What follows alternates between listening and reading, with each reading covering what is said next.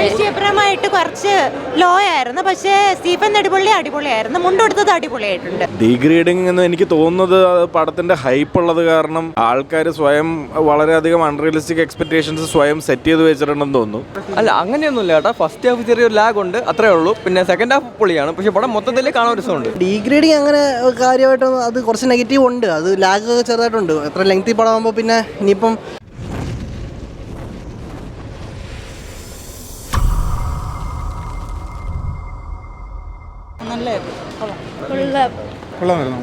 കൊള്ളാമല്ല, നന്നായിട്ടുണ്ട്.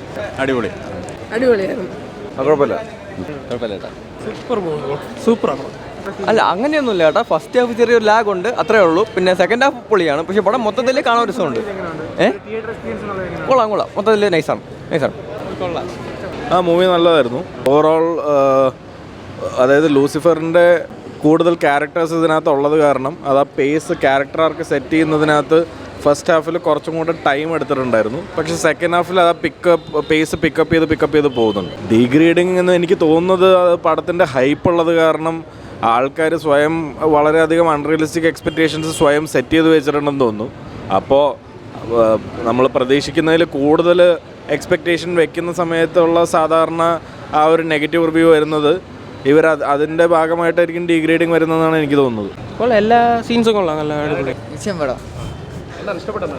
BGM കാര്യങ്ങളൊക്കെ തന്നെ. വിഷയം അടിപൊളി പടം.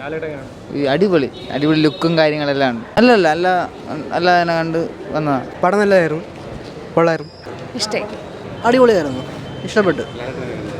ലാലേട്ടൻ കുറച്ച് അധികം സീൻസ് കുറവാണ്, എന്നാലും ഉള്ള സീൻസൊക്കെ നല്ല വേറെ ലെവലായിരുന്നു, അടിപൊളിയായിരുന്നു.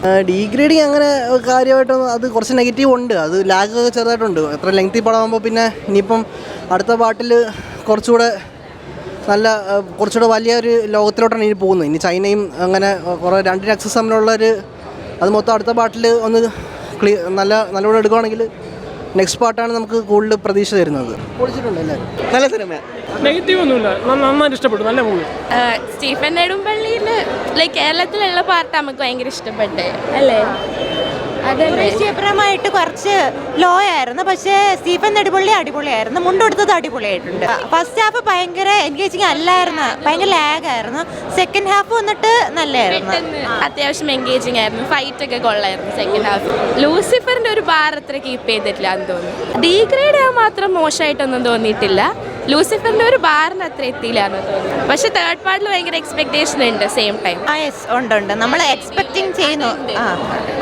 അതുണ്ട്. L3ക്ക് ഭയങ്കര വലിയ ഹോപ്പ് ഉണ്ട്.